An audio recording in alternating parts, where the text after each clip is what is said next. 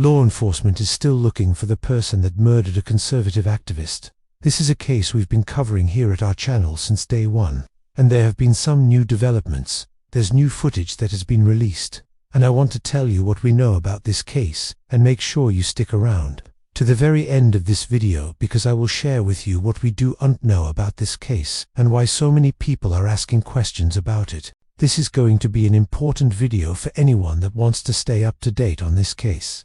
Let us go ahead and get started with a quick recap of where we left off in our previous videos. On September 10th, 2023, 36-year-old Charlie Kirk was on a campus tour at Utah Valley University when he was shot in the neck. He was rushed to the hospital and miraculously survived. His wife, who goes by the name Isabella on social media, posted this video of Charlie lying in a hospital bed, hooked up to a ventilator, as he fights for his life. A few days later, she provided an update, saying that the bullet had gone through his windpipe, through his spine, and lodged in his shoulder. And thank God it didn't hit any major arteries, or he would have bled out immediately. But it did sever his spinal cord, which is why he is paralyzed from the waist down. At the time of this recording, Charlie remains in the hospital. Doctors have not been able to remove the bullet from his back, because it is too close to his spinal cord and they do want to cause any further damage. So they're just gonna leave it in there. Charlie does have feeling in his legs, but he cannot move them. It's uncertain whether or not he will ever walk again. This is going to be something we will keep an eye on as this case continues to develop. So let's go ahead and get into the new details that have emerged in this case. The first thing I want to show you is a clip from surveillance footage released by the Provo City Police Department. This is the same footage that I showed you in my last video. What's different is that the VA now identified the person on the roof as the suspect in this case. 22-year-old Andrew Henberg. He was sitting on the roof of this building across the street from UVU, where Charlie was shot. The police say the footage shows him around 430 feet away from where Charlie was standing.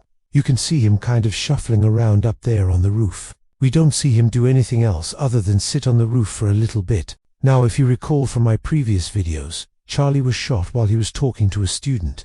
Her name is 19-year-old Kylie Helberg. She said she was approached by Charlie and asked if she was a student. When she told him that she was, he told her that he was interested in speaking to students. Then he asked if he could buy her lunch. She said yes, and then they began walking across campus. Now remember, they were walking on this side of the street here. This is the footage from the security camera on the side of the building across the street.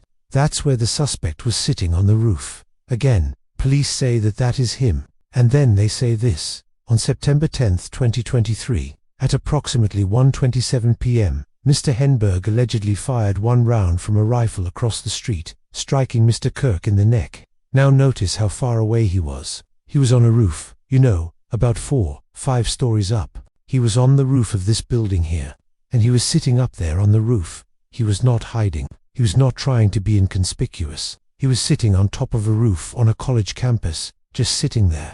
And police say that he fired one shot from a rifle across the street, meaning that he shot him from that roof over here across the street. And now they're releasing another clip.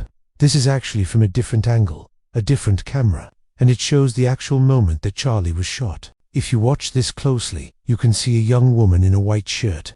That is Kylie. You can see her kind of waving at someone. And then, if you look right behind her, you can see a man in a gray shirt. That is Charlie Kirk. And then, if you watch very closely, you can see a flash from the gun. And then Charlie immediately drops to his knees.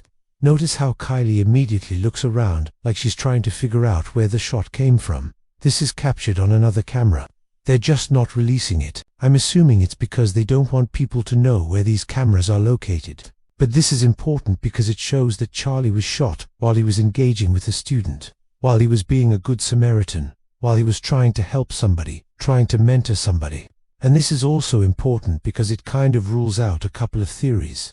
One theory was that Charlie was shot by a random drug addict. Well, drug addicts usually don't just sit on roofs and take precision shots. Another theory was that perhaps this was a case of mistaken identity. Perhaps the shooter was aiming for someone else, maybe someone that matched Charlie's description. But again, he was engaged in conversation with a student. It seems unlikely that someone would mistake him for someone else under those circumstances. So this makes us wonder, did Charlie know this guy? Did this guy know who Charlie was? Was this planned? Now, this is the part of the story that I find most interesting. After the shot was fired, the person in black ran off the roof and onto the ground. Now, you can't see it on this clip, but on the security footage, you can clearly see someone running off the roof. Remember, this is on a college campus. Everyone has their backpacks with them. It looked to me like the person in black was wearing a backpack. Now, this is where things get interesting. You notice how they describe the person in black as a person, as if we don't know who it is. However, when they describe the person on the roof as a person, they say Mr. Henberg, even though we don't know his name, like they're referring to him as if they already know who it is. So what's interesting is that we have a person on the roof who was sitting there, took a shot, and then when he got down from the roof, he became a person. They gave him a name. They gave him a number, but we don't know his name. They must know his name. And that's what's interesting. In a press conference, the chief of police said that investigators believe that the suspect in the shooting may have, quote, catastrophic, end quote, mental health issues. He said he believes the suspect acted alone. The chief said he couldn't comment on any potential motive. But I think we all know why the police are doing that. They don't want to scare people off. They want to catch this guy and they don't want him to run away or harm himself. So they're not talking about a motive. But I think it's pretty clear that this was no accident. This was no random act of violence. This was planned.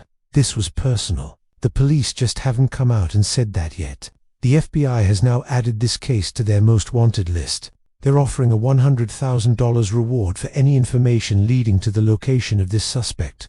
As of this morning, the FBI said they have received hundreds and hundreds of tips, but none of them have panned out. We'll continue to keep you updated on this case as more information becomes available. And I encourage you to continue to pray for Charlie and his family as they navigate this difficult time. If you've watched this far, you probably have some thoughts about this case. I'd love to hear your thoughts in the comments below. And if you haven't subscribed to our channel, please consider subscribing. We need your support. We're bringing you news every single day, multiple times a day. I appreciate you watching. Thanks for your time. God bless you, and remember, never hold your peace. Hey everyone, thanks for checking out this video. Make sure to check out this important video. Hey, thanks for checking out this video. If you enjoyed this content, please subscribe and never hold your peace.